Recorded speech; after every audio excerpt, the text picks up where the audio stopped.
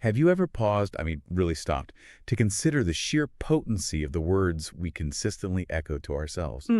It's not just about the affirmations we might say out loud, but those deep-seated narratives that quietly yet profoundly sculpt our daily experiences. Absolutely. They run in the background. Right. There's something truly fascinating about how simple, repetitive phrases can become catalysts for profound personal change, reaching deep into our subconscious. And that's precisely the, fascinating territory we're exploring today. Yeah, it's a really rich area. For this deep dive, we've gathered a robust collection of IMM affirmations. A very robust collection. Definitely. And these aren't just like feel-good platitudes. They're specifically crafted to go straight to your subconscious mind. That's the explicit aim, right? Cultivating success, wealth, and happiness. That's the claim. And when you look at them as a whole, they really present a comprehensive, structured philosophy of self-belief and personal empowerment. It's not just a loose assortment of positive thoughts. No, not at all. And what's truly intriguing here is our approach today. Right. We're not here to, practice these affirmations necessarily. No chanting involved today. No chanting today, but rather to critically dissect them as a cohesive body of work. Our core mission, really, is to unearth their central insights, pinpoint the recurring thematic threads. See what holds them together? Exactly. And truly understand the implicit philosophy that underpins this extensive list of I am statements. We're going to explore what fundamental human needs and aspirations these affirmations are designed to address, and how their very structure is engineered for maximum impact. So think of this deep dive as your shortcut. Pretty much. A shortcut to grasping the powerful concepts embedded within these affirmations, giving you those aha moments about self-perception and empowerment, all without having to meticulously sift through hundreds of individual statements yourself. Yeah, we've done the sifting for you, essentially. Yeah. Okay, let's start with what feels like the absolute bedrock of this entire philosophy. The foundation, yeah. Many of these affirmations lay this fundamental groundwork of self-acceptance. And they speak directly to that universal human yearning, don't they? To feel valued from the inside out. Deeply. You consistently encounter these powerful statements like, I am enough. That one's huge. Isn't it? And I am worth living this life, and I am perfect just the way I am. These statements aren't just positive thoughts. They feel like a direct confrontation to our ingrained societal tendency to feel inadequate, incomplete, or perpetually less than. It's almost a defiant stand against that inner critic, isn't it? Defiant is a great word. That's precisely it. These affirmations are far more than mere feel-good sentiments. They are, I think, strategically designed to fundamentally rewire our self-perceptions. Rewire. I like that. When we consider the broader implications, statements like, I am enough, serve as a potent counter-narrative to the relentless pursuit of external validation that defines so much of modern life. Absolutely. Think about social media. Exactly. Think of social media comparison, the hustle culture that constantly demands more, or just that pervasive feeling that our worth is tied to our latest achievement or acquisition. Right. Or what car you drive. Or all of it. I am enough. Just cuts through all of that, offering an anchoring point for your worth that resides firmly within you, independent of external metrics. And paradoxically, this internal validation can be incredibly liberating. It frees individuals potentially to pursue ambitious goals, not out of a need to prove their worth. Which is exhausting. But from a place of genuine passion and self-expression. It changes the motivation entirely. And the philosophy deepens even further, doesn't it? Yeah. Into the realm of unconditional self-love. We see phrases repeated again and again, like, I love myself. I love myself no matter what happens, and I unconditionally love and accept myself. No matter what happens, that's key. But that really pushes against the conventional idea that our self-worth should be inextricably linked to our performance, our perceived flaws, or, the approval of others. It does. And the concept of unconditional self-acceptance, particularly in this context, is truly quite radical and challenging, actually, when you unpack it. How so? Well, it's an invitation to love yourself, irrespective of your current achievements, your past perceived failures, or what anyone else might think or say about you. That's hard for a lot of people. It's incredibly hard. It stands in stark contrast to conditional self-esteem, which is often a fragile construct, fluctuating based on external factors like career success, physical appearance, or social acceptance. Like a roller coaster. Exactly. Conditional self-esteem rises and falls with circumstance, leaving us vulnerable to every setback or critique. Unconditional self-love, as articulated here, aims to cultivate an inner sanctuary of acceptance that remains steadfast and stable regardless of life's turbulence. An inner sanctuary. I like that image. Psychologically, this builds a profound resilience, a foundation that isn't contingent on external conditions. But it requires a profound act of self-trust, essentially saying my inherent value is non-negotiable. Wow. Non-negotiable.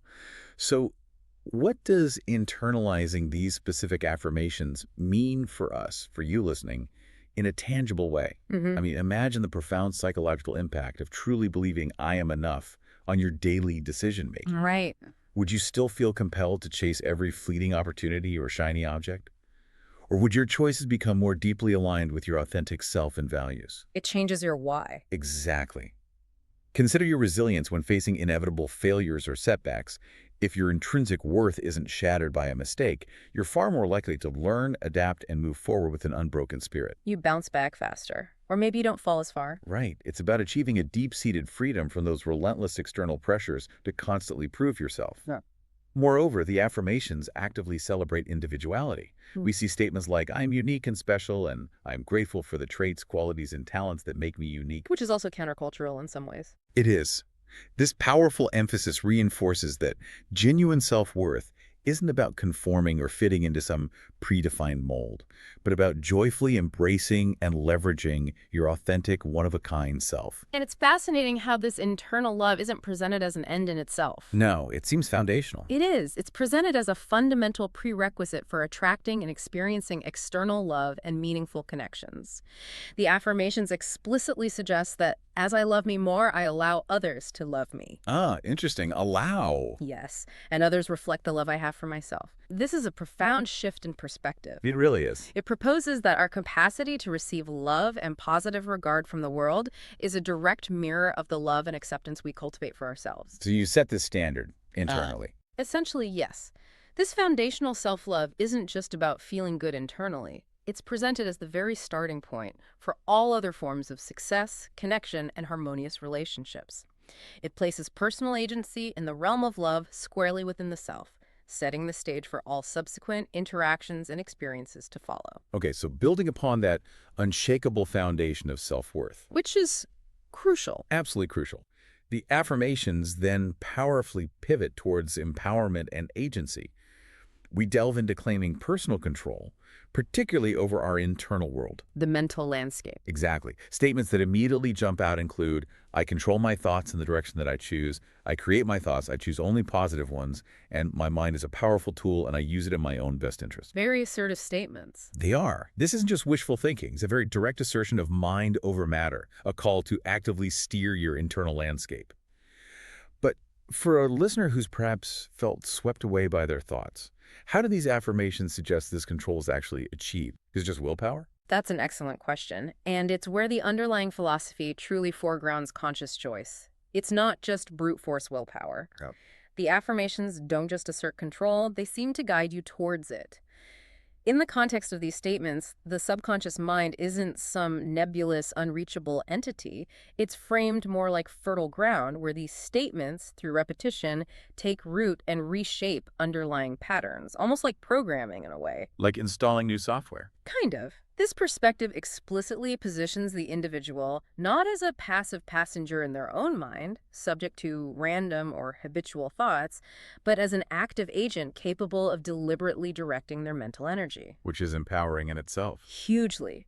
This stands in sharp contrast to feeling reactive or powerless to circumstances where you might believe your thoughts are entirely dictated by external events or past conditioning. Which is easy to fall into. Very easy. The affirmations push for an active, deliberate engagement with one's internal landscape, and they connect this internal work directly to outcomes, stating, peace and tranquility start with the conscious choice, and that you choose what is right, and the universe rewards me. Linking choice and outcome. Precisely, thereby linking conscious choice directly to positive outcomes and a profound sense of internal peace. The mechanism here is essentially repeated, focused attention redirecting neural pathways, or at least that seems to be the implicit theory. And the declarations only grow bolder from there. Oh, yeah. We're talking about becoming the outright creator of your world. Big claim. Huge claim. And hearing powerful statements like, my life is my creation.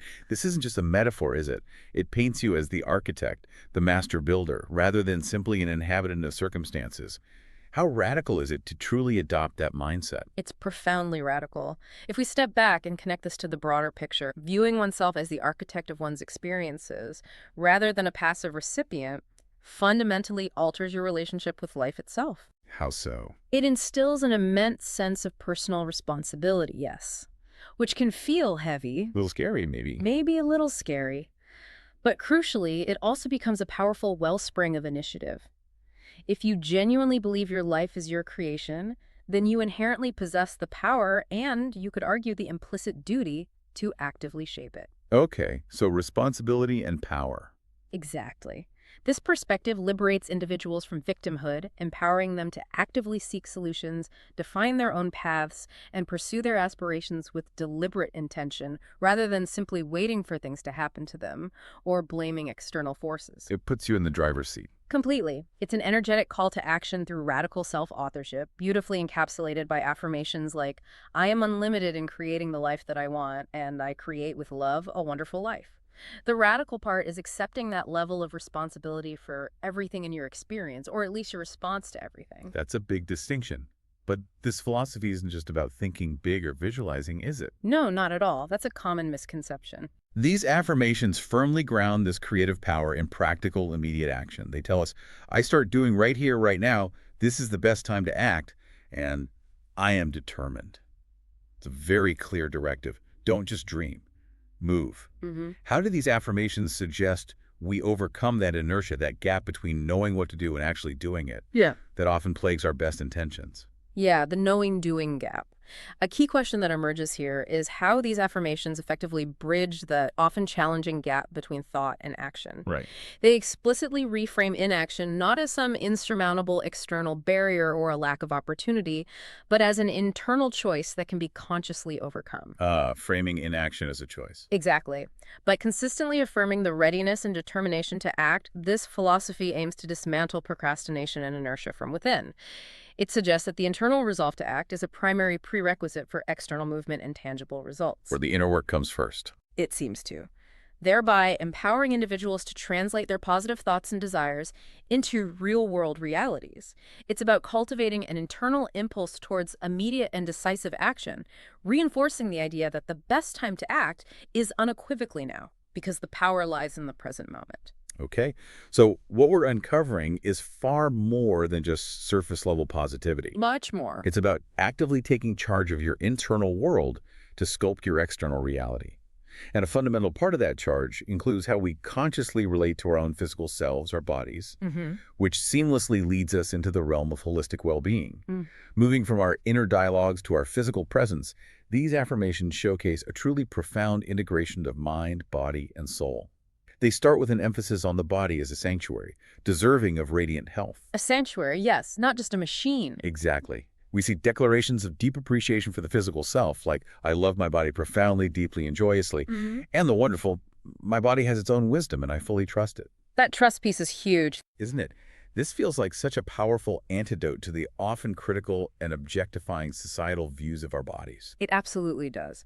This represents a significant and, I think, necessary shift from merely adhering to external standards of beauty, fitness, or performance. Which are always changing anyway. Always changing. Instead, it actively encourages cultivating a deeply internal connection with one's body, fostering a genuine sense of gratitude and profound respect for its inherent intelligence and capabilities. It moves beyond superficial judgment to embrace the body as a wise, living entity that communicates its needs. Listening to your body. Listening, yes. The affirmations even explicitly link this internal perception to outward appearance with statements like, my looks are just a projection of what I think about myself, and I become more beautiful and more shiny each and every day. This suggests that a positive and loving internal relationship with your body will naturally manifest as radiant health, vitality, and a glowing presence. So beauty from the inside out, literally. That's the implication. It challenges the notion that beauty is purely external or skin deep. And this trust in the body's inherent wisdom extends directly to the concept of health itself, right? It does. Affirmations like, abundant health and well-being are my birthrights, and perfect health is my divine right. Right now, I claim this right. Huh. They suggest that health isn't something we earn through endless struggle. Or fight for when it's lost. Right. But rather something that is fundamentally and intrinsically ours, an inherent state of being. It's a very different framing.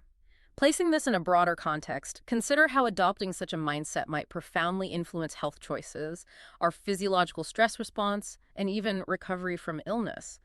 By framing health as an inherent state and a divine right, it empowers individuals to approach well-being from a position of ownership, expectation, and fundamental deservedness, rather than one of struggle, scarcity, or constant battle. Less fighting, more claiming. Exactly.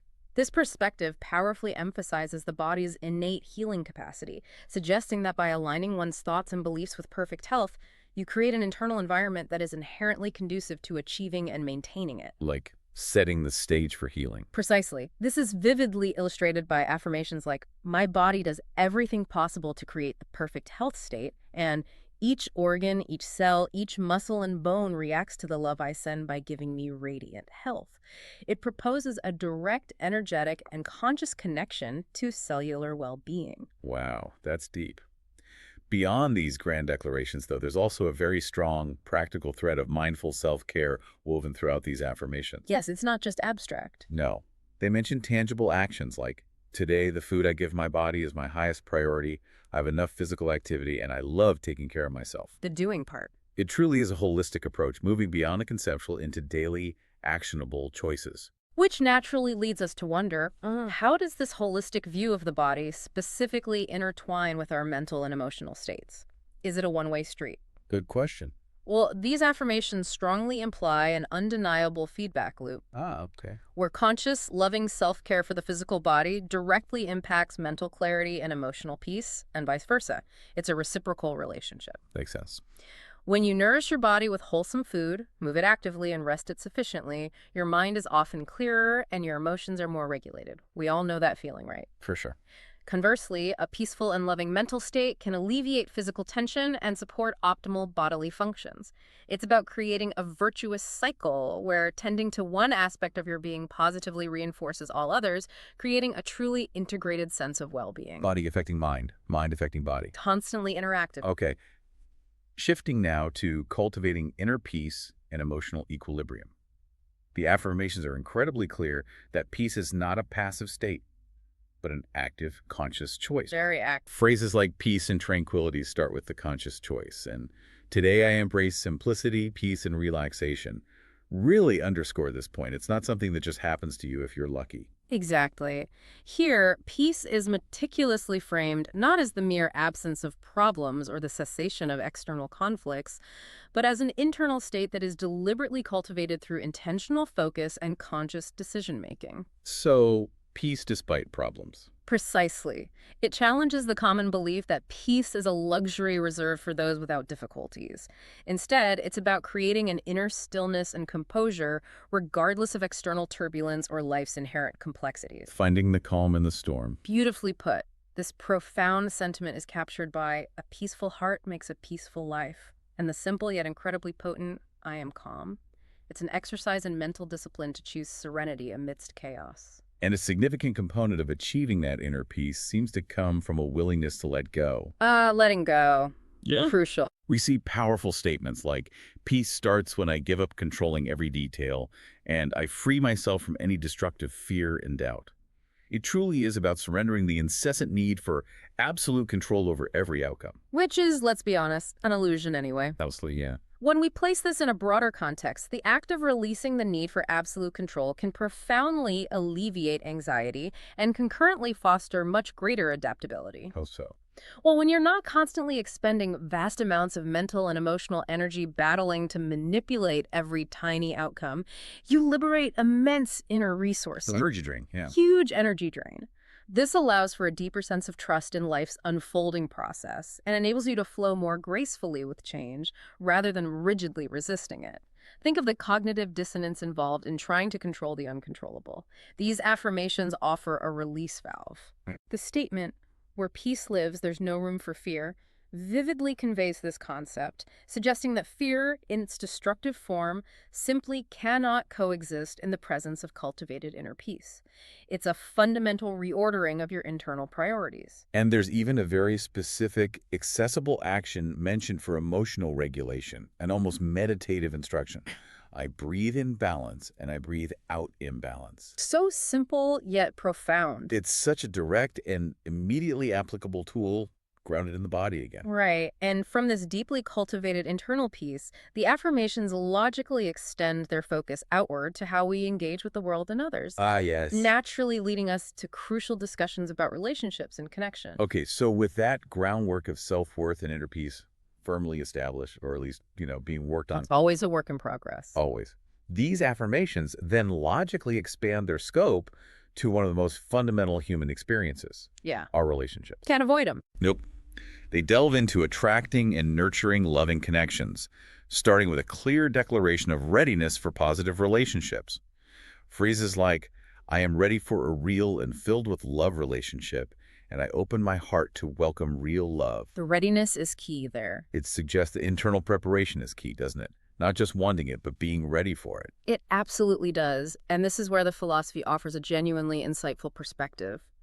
What's truly fascinating here is that the affirmations powerfully suggest that attraction in relationships is fundamentally tied to one's internal state and emotional readiness, rather than merely a passive waiting game or an external search for validation. It implies that by diligently cultivating self-love, inner peace, and a sense of wholeness, you create an energetic resonance that naturally draws compatible connections towards you. Like tuning your frequency. Exactly like tuning your frequency. It's less about finding someone and more about being someone who is ready to receive. The statement, I am the perfect partner for my perfect partner, suggests a powerful, self-fulfilling prophecy. An ideal partnership, where your internal completeness and readiness become the magnetic force that attracts its perfect match. This framework essentially tells you to become the person you want to attract. That puts the focus back on yourself again. Always comes back to the self. This philosophy also shines a light on the profoundly reciprocal nature of love, emphasizing the importance of both giving and receiving. The flow. Yes, the flow.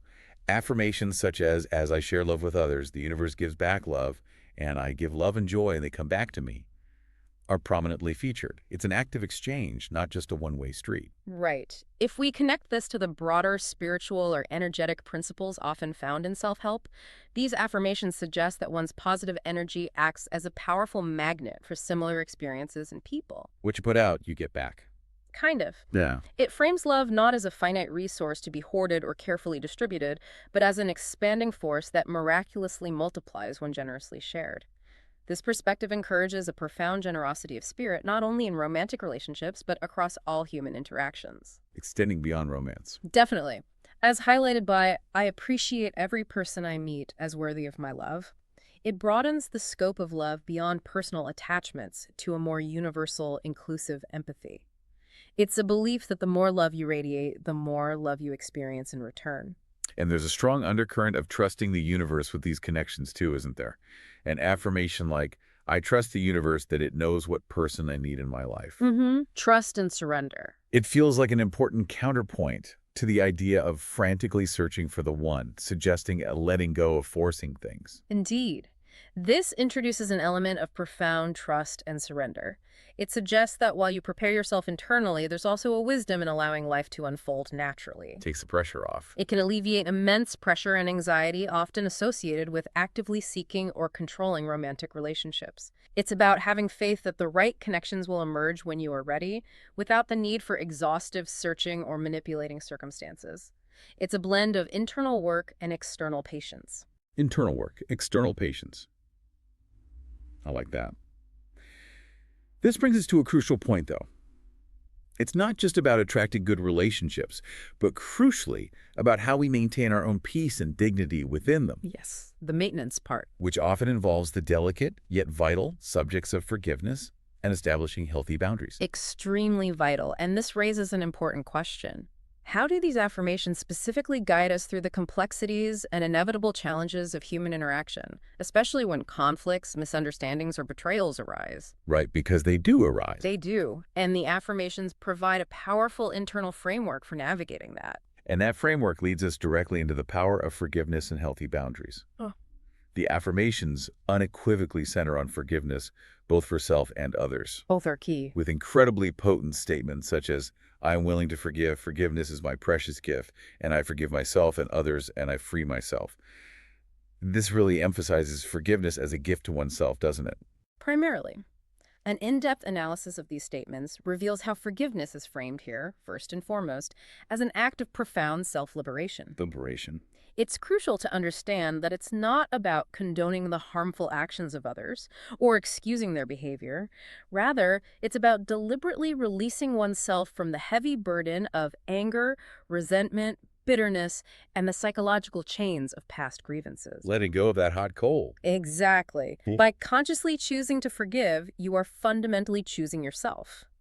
As one affirmation states, you are freeing myself from anger, thereby reclaiming your inner peace, emotional energy, and mental bandwidth that would otherwise be consumed by holding on to negativity. Which takes up so much space. So much space. It's a proactive, self-serving choice for your own well-being and emotional freedom, allowing you to move forward unencumbered. These affirmations also contain some truly profound statements on personal responsibility for one's own reactions, advocating for a healthy detachment from others' behavior. Yes, this is a game changer for many. We consistently hear, their behavior is not my responsibility, others' behaviors do not determine who I am, and only I can decide how to react in life. This is a powerful declaration of autonomy. It is. This specific focus offers an immense psychological shield for your inner peace. It underscores the vital distinction between external actions, what others do, and internal reactions, how you choose to respond. Separating the two. Crucially, by asserting that others' behaviors do not define you or dictate your emotional state, these affirmations empower you to reclaim your emotional sovereignty. It's about recognizing that you hold the ultimate power over your internal world, regardless of external provocations. Even when it's hard. Especially when it's hard. The statement, I choose to be loving and forgiving always, powerfully reinforces this personal agency, demonstrating that your response is fundamentally always your choice, irrespective of others' actions. This fosters a profound sense of inner stability. And finally, a very practical yet often challenging aspect of healthy relationships is establishing clear personal boundaries. Boundaries, so important, so tricky. It's so tricky. The affirmations offer strong support for self-respect and the absolute right to say no, with statements like, if I choose to say no, this doesn't make me a bad person. Permission to say no. Yes. And I can choose to not speak with certain people. And even the rather bold, it is okay to ignore certain people. This really validates protecting your energy and space. It does. When we connect this to the broader implications, consider the profound impact of these statements on building unwavering self-respect and preventing burnout or chronic resentment in relationships. Burnout and resentment, yes. By asserting the unequivocal right to set clear boundaries, individuals actively protect their vital energy, maintain their personal integrity, and foster relationships that are based on genuine mutual respect, rather than obligation, fear, or people-pleasing. Moving beyond people-pleasing. Definitely. This internal clarity in defining one's space and purpose is absolutely crucial for sustainable emotional health and balanced interactions. What's truly fascinating here is the profound link between forgiving others and forgiving yourself, and how this internal clarity, once achieved, empowers you to define your personal space and life's purpose with renewed confidence and direction. It all connects back. It all connects, Yeah. Which naturally sets the stage for our next theme, purpose and continuous growth. Okay, so having built that strong foundation of self-worth and learned, hopefully, to navigate the complexities of relationship. The ongoing learning process. Exactly. These affirmations then guide us towards a deeper, more expansive journey, discovering and authentically living our life's purpose. The big why. The big why. They strongly suggest that purpose isn't some external quest or riddle to be solved out there somewhere. Not a treasure hunt. Not a treasure hunt, but rather an internal revelation, a truth waiting to be uncovered within. Statements like, the more I get to know myself, the clearer it becomes what my life's purpose is, and today I follow my heart, and I discover my destiny truly highlight this introspective path. Yeah, what's genuinely fascinating here is the profound idea that purpose is not some external entity to be sought out and found, but an internal truth that must be patiently uncovered and authentically aligned with. Patiently, that's key too. It often is. This perspective implies that true, deeply fulfilling purpose emerges organically from a place of deep self-knowledge and an honest, compassionate connection with your innermost desires, values, and passions. Knowing yourself first. Knowing yourself first. It's not about being told what your purpose is by external authorities or societal expectations, but rather an unfolding, often gradual realization that becomes clearer as you shed layers of external conditioning. Peeling the onion. Kind of like peeling the onion. This notion is powerfully reinforced by what my life's purpose is only decided by me, which places individual autonomy and inner wisdom squarely at the heart of defining one's destiny. You decide, not anyone else. You decide. And once that purpose is recognized, the affirmations don't let it remain just an internal concept. They compel an outward expression. Right. It needs to manifest. Affirmations like, my life's goal is to share with others the best parts of me, and today I offer the world the gift of love, passion, joy, and my talent, emphasize a generous, outward-focused sharing of one's unique gifts. When we connect this to the broader picture, this perspective profoundly reframes work, contribution, and engagement in the world, not merely as a means to an end like earning a living or gaining recognition, but as a deeply meaningful act of generosity and authentic self-expression. Contribution is generosity. Yes. Your inherent talents, unique passions, and cultivated skills become not just personal assets, but conscious gifts offered to the world. This transforms your daily efforts and contributions into a source of profound fulfillment and genuine connection, shifting the paradigm from obligation to inspired giving. That's a beautiful shift. It posits that your purpose is most fully realized when it benefits not just yourself, but others as well. And true to the action-oriented theme we've consistently observed, discovering purpose isn't presented as a passive revelation. It comes with an immediate, unwavering call to action.